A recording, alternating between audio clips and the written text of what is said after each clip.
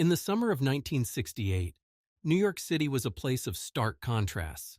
The wealthy elite lived in opulent apartments overlooking Central Park, while others struggled to make ends meet in crowded tenements. Among those feeling the pinch of economic disparity were Jack and Linda Thompson, a married couple in their early 30s residing in a modest apartment in Queens. Jack, a former insurance salesman, had lost his job 6 months earlier due to company downsizing. Despite his best efforts, he struggled to find new employment in a competitive job market. Linda worked as a waitress at a local diner, but her income barely covered their rent and basic necessities. The couple had a 5-year-old son, Tommy, whose needs added to their financial strain. As their savings dwindled and bills piled up, Jack and Linda found themselves growing increasingly desperate. They had always considered themselves law-abiding citizens, but their circumstances began to chip away at their moral foundations. Late-night discussions about their financial woes turned into brainstorming sessions on how to quickly acquire a large sum of money. It was during one of these late-night talks that the idea of kidnapping for ransom first emerged. Initially proposed as a dark joke by Jack, the concept took root in their minds as they realized the potential payoff. They rationalized that targeting a child from a wealthy family could solve all their problems in one fell swoop. The Thompsons began to research potential targets, focusing on the children of New York's elite. They spent weeks observing the routines of wealthy families in Manhattan, noting the comings and goings of children and their caretakers.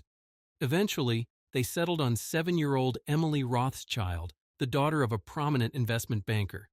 Jack and Linda's plan was straightforward. They would abduct Emily during her weekly piano lesson, when she was typically accompanied only by her nanny. They would demand a ransom of $500,000, a sum they believed would be significant enough to change their lives, but not so exorbitant as to be impossible for the Rothschilds to pay. As they finalized their plans, the Thompsons convinced themselves that they weren't truly bad people.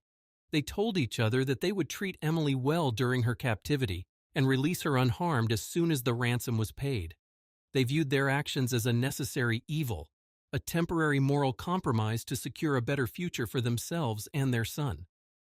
In preparation for the kidnapping, Jack purchased a used van and began modifying it to conceal a small compartment where they could hide Emily during transport.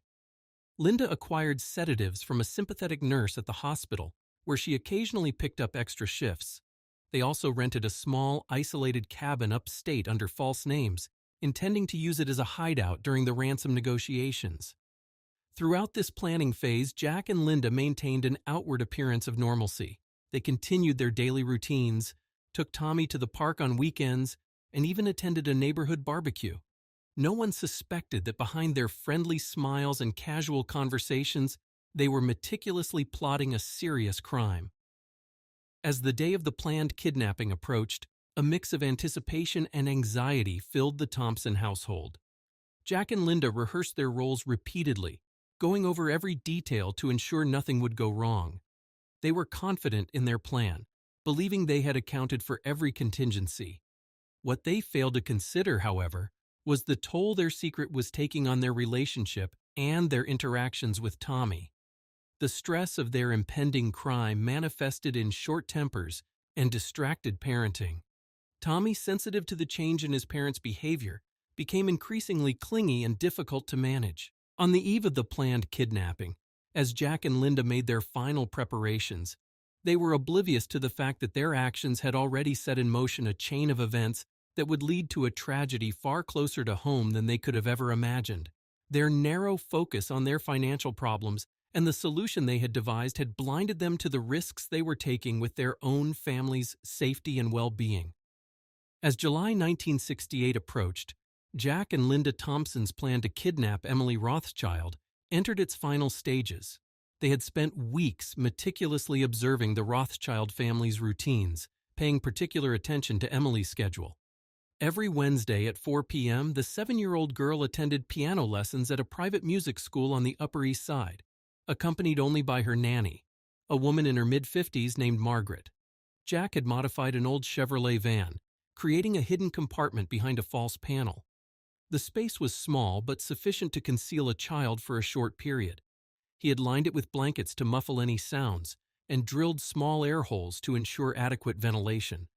Linda, meanwhile, had procured a mild sedative from a coworker at the hospital, intending to use it to keep Emily calm during the initial abduction. The couple had also prepared a hideout, a small rundown cabin in the Catskills rented under a false name. They had stocked it with enough supplies to last for several days, anticipating that the ransom negotiations might take some time. The cabin's isolated location, they believed, would make it difficult for law enforcement to track them down. On the Monday before the planned kidnapping, Jack and Linda sat down with their son, Tommy, to explain that he would be staying with his aunt for a few days while they went on a special trip. Tommy, sensing the tension in his parents' voices, became upset and clingy. Linda spent extra time that evening reassuring him, guilt gnawing at her conscience as she tucked him into bed. Tuesday was spent rehearsing their plan. Jack and Linda went over every detail, from the exact route they would take to avoid traffic cameras, to the wording of the ransom note they had carefully composed using cutout magazine letters. They agreed on code words to use in case of emergency and memorized the phone number of a payphone near the Rothschild residence, which they intended to use for ransom communications. That night, neither Jack nor Linda slept well. They tossed and turned, their minds racing with a mix of anticipation and fear. In the early hours of Wednesday morning, Linda found herself sitting at the kitchen table, staring at a family photo and wondering if they were making a terrible mistake. Jack joined her, and they spent a tense hour reassuring each other that this was their only option to escape their financial troubles. As dawn broke on Wednesday, July 17, 1968, the Thompsons set their plan in motion. They dropped Tommy off at his aunt's house, hugging him tightly and promising to return soon. Then they drove to a predetermined location near Emily's music school, parking their van in an alley that offered a clear view of the school's entrance. At 3:55 p.m., right on schedule, a black Lincoln Continental pulled up in front of the school. Margaret, the nanny, emerged from the car with Emily. Jack and Linda watched as the two entered the building, their hearts pounding with nervous energy. The plan was for Linda to enter the school shortly after, posing as a prospective parent inquiring about lessons. She would create a distraction, allowing Jack to grab Emily as she exited her lesson. They had timed it perfectly. Emily's lesson would end at 5 p.m., just as the school's receptionist typically took a short break. As 5 p.m. approached, Jack positioned himself near the school's entrance, a baseball cap pulled low over his face. Linda, dressed in a smart suit she had borrowed from a friend, entered the building at 4:55 p.m. The receptionist, as expected, was gathering her things to step out. At 5:02 p.m., the door opened and Emily emerged, chatting animatedly with Margaret about her lesson. Jack tensed, ready to make his move. Linda, inside, was asking the returning receptionist a series of detailed questions about the school's program, keeping her distracted. Just as Jack took a step towards Emily and Margaret, a commotion erupted down the street. A car had backfired loudly, startling pedestrians and causing a momentary chaos. In that instant of confusion, Jack hesitated, and Margaret, alert to the noise, quickly ushered Emily back inside the building. The moment was lost. Jack and Linda exchanged a look of frustrated disbelief. Their carefully laid plan had been disrupted by a random coincidence. As Margaret and Emily re-emerged a few minutes later, now accompanied by the music teacher who was explaining the noise, Jack and Linda realized they had missed their opportunity. Reluctantly, they returned to their van, the adrenaline of the moment giving way to a mix of relief and disappointment. As they drove away, they began to argue about what had gone wrong and whether they should attempt the kidnapping again another day. Their heated discussion continued as they navigated through New York's busy streets, neither of them fully paying attention to their surroundings. It was this distraction that would lead to the unexpected and tragic turn of events that would forever change their lives. As Jack and Linda Thompson drove away from the scene of their failed kidnapping attempt, their argument intensified. The van weaved through the crowded New York streets, Jack's attention divided between the road and his wife's recriminations. Linda insisted they should try again the following week, while Jack, shaken by the close call, was hesitant to risk another attempt. Their heated discussion caused them to lose track of their surroundings. As they approached a busy intersection, neither noticed that the traffic light had turned red. Jack, distracted by Linda's insistence that they couldn't give up now, failed to stop the van in time.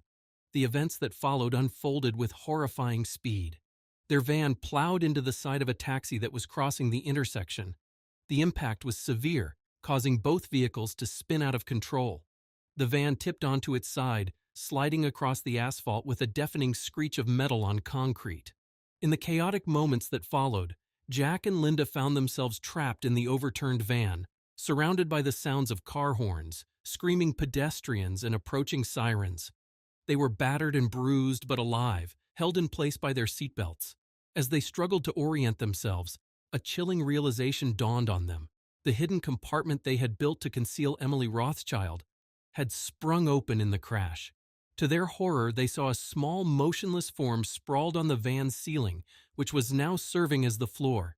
It was their son, Tommy. In their haste and distraction, they had forgotten that they had picked up Tommy from his aunt's house on their way to attempt the kidnapping. The boy, curious about the modifications to the van, had apparently hidden in the secret compartment without their knowledge. The sedative they had prepared for Emily had spilled in the crash, and the pungent odor filled the air. The next few hours passed in a blur of flashing lights, urgent voices, and the cold efficiency of emergency responders. Jack and Linda were extracted from the van and immediately taken into custody, their injuries treated as they were questioned by bewildered police officers trying to make sense of the scene. Tommy was rushed to the nearest hospital, unconscious and in critical condition. The doctors worked frantically to stabilize him, dealing with both the injuries from the crash and the effects of the spilled sedative he had inadvertently been exposed to. As news of the accident spread, the bizarre details of the case began to emerge. The police, initially responding to what they thought was a simple traffic accident, found themselves unraveling a complex kidnapping plot. The van's hidden compartment, the sedatives, and the ransom note were quickly discovered, painting a damning picture of Jack and Linda's intentions. The media descended on the story with voracious interest. Headlines screamed about the kidnapper parents whose plot had backfired in the most tragic way imaginable. Reporters camped outside the hospital waiting for updates on Tommy's condition and trying to piece together the story of how two seemingly ordinary parents had come to this point. In the police station, Jack and Linda were held in separate interrogation rooms. The gravity of their situation began to sink in as detectives questioned them relentlessly.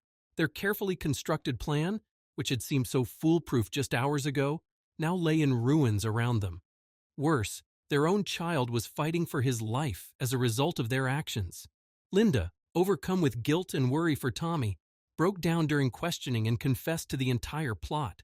She provided details about their financial troubles, their desperation, and how they had convinced themselves that kidnapping was their only way out. Jack, unaware of Linda's confession, maintained a stoic silence, asking only for updates on his son's condition. As Wednesday night turned into Thursday morning, the Thompsons' world had been turned upside down. Their son was in critical condition, their freedom was almost certainly at an end, and their ill-conceived plan had been exposed to the world. The question of Emily Rothschild's safety, which had been their focus for so long, now seemed trivial in comparison to the disaster that had befallen their own family. The investigation was far from over, but one thing was clear. The Thompsons' attempt to solve their problems through crime had led to consequences far beyond anything they could have imagined. As they sat in their separate cells waiting for news about Tommy and contemplating their future, the full weight of their actions began to settle upon them. In the days following the accident, the investigation into the Thompson case intensified. Detective Frank Malloy, a veteran of the NYPD with 20 years of experience, was assigned as the lead investigator. Known for his meticulous approach and unwavering commitment to justice, Malloy dove into the case with determination. The first priority was securing all evidence from the crash site and the Thompsons' apartment. Forensic teams combed through the wreckage of the van, documenting every detail of the hidden compartment and collecting samples of the spilled sedative. At the apartment, investigators found a treasure trove of incriminating evidence: maps marked with Emily Rothschild's routines, handwritten notes detailing the kidnapping plan, and financial records showing the depths of the Thompsons' desperation. Detective Malloy's team also focused on tracing the couple's movements in the weeks leading up to the failed kidnapping attempt. They interviewed neighbors, colleagues, and acquaintances, slowly piecing together a picture of two ordinary people driven to extraordinary measures by financial pressure. One of the most crucial pieces of evidence came from the cabin in the Catskills. Local police, acting on information provided by Linda during her initial confession, raided the property. They found it stocked with supplies clearly meant to house a kidnapping victim. Non-perishable food, bottled water, restraints, and a white noise machine, presumably intended to mask any cries for help. As the investigation progressed, the media frenzy surrounding the case only grew. The story of parents turning to crime and accidentally endangering their own child captivated the public. News vans remained a constant presence outside the hospital where Tommy was being treated, and reporters competed for exclusive interviews with anyone remotely connected to the Thompsons. The Rothschild family, upon learning of the foiled plot to kidnap their daughter, was understandably shaken. They immediately hired additional security and withdrew Emily from her regular activities. In a brief statement to the press, Jonathan Rothschild expressed shock at the incident and gratitude that his daughter had been spared, while also extending sympathies to Tommy Thompson, an innocent victim of his parents' crimes. Meanwhile, Tommy's condition remained critical. The combination of crash injuries and sedative exposure had put immense strain on his young body. Doctors worked around the clock, providing updates to both the police and, through carefully controlled channels, to Jack and Linda, who remained in custody. The legal proceedings against the Thompsons began to take shape. The district attorney's office, recognizing the high-profile nature of the case, assigned their top prosecutor, Sarah Jennings. Known for her sharp mind and uncompromising style, Jennings began building a case that included charges of attempted kidnapping, child endangerment, and a host of other related crimes. Jack and Linda, now represented by court-appointed attorneys, faced a daunting legal battle.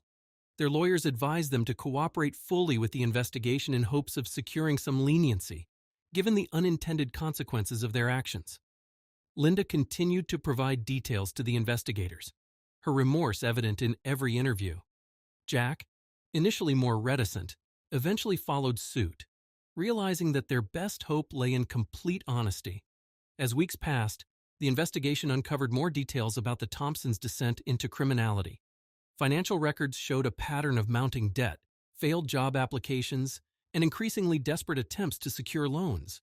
Interviews with family members revealed that the couple had become increasingly isolated, too ashamed of their financial situation to reach out for help. One of the most poignant discoveries came from Tommy's aunt, with whom he had initially been left. She tearfully recounted how Tommy had been acting strangely before his parents picked him up, saying he had a secret mission to help them. This innocent comment took on a heartbreaking significance in light of subsequent events. Detective Malloy, as he compiled his final report, couldn't help but reflect on the tragedy of the situation. Two otherwise law-abiding citizens, driven by desperation, had made a series of catastrophic decisions that had not only destroyed their own lives, but had come perilously close to destroying others. As the investigation phase neared its conclusion, all eyes turned to the impending trial. The question on everyone's mind was how the justice system would deal with a case that blurred the lines between criminality and tragedy. The Thompsons had undoubtedly committed serious crimes, but they had also paid a terrible price. With Tommy still in the hospital, his fate uncertain, and his parents facing years in prison, the stage was set for a trial that would captivate the nation and force a reckoning with questions of justice, punishment, and the sometimes fine line between desperation and criminality. As autumn descended upon New York City, the trial of Jack and Linda Thompson began. The case had captured national attention, with legal experts, psychologists, and social commentators all weighing in on the complex moral and legal questions it raised. The courthouse was a media circus from day one. Reporters jostled for position, hoping to catch a glimpse of the Thompsons as they were led into the building. Inside, the courtroom was packed, with every seat filled, and a palpable tension in the air. Prosecutor Sarah Jennings opened the trial with a powerful statement, painting a vivid picture of the Thompsons' calculated plan to kidnap an innocent child. She emphasized the premeditation involved, from the modifications to the van to the renting of the remote cabin. Jennings argued that regardless of their financial desperation, the Thompsons had crossed a line that put them squarely in the realm of hardened criminals. The defense, led by veteran attorney Michael Goldstein, took a different approach. Goldstein didn't deny the Thompsons' actions but instead focused on the context surrounding their decisions. He portrayed Jack and Linda as victims of circumstance, hardworking Americans who had fallen on hard times and made a terrible mistake in a moment of desperation. Goldstein also emphasized the unintended consequence of their own child's injury, arguing that no punishment the court could impose would be greater than the guilt and anguish the Thompsons were already experiencing. Over the next 3 weeks, a parade of witnesses took the stand. Detective Malloy provided a detailed account of the investigation, methodically laying out the evidence against the Thompsons. Financial experts testified about the couple's dire economic situation, while psychologists offered insights into the mental state that might lead otherwise law-abiding citizens to contemplate such a serious crime. One of the most emotional moments of the trial came when Tommy's aunt testified. She spoke of the Thompsons as loving parents who had become increasingly withdrawn as their financial problems mounted. Her account of Tommy's excitement about his secret mission left many in the courtroom, including some jurors, visibly moved. Perhaps the most anticipated testimony came from Jack and Linda themselves. Linda, speaking softly but clearly, provided a full account of their motivations and planning. She expressed deep remorse, breaking down several times as she recounted the moment she realized Tommy had been injured because of their actions. Jack's testimony was more stoic, but no less impactful. He spoke of the shame he felt at being unable to provide for his family, and how this shame had warped his judgment. As the trial neared its conclusion, there was one final unexpected development. Tommy, who had been in a coma since the accident, showed signs of improvement. On the day of closing arguments, news reached the court that the boy had regained consciousness. While still weak and facing a long recovery, doctors were cautiously optimistic about his prognosis. This news cast the final phase of the trial in a new light.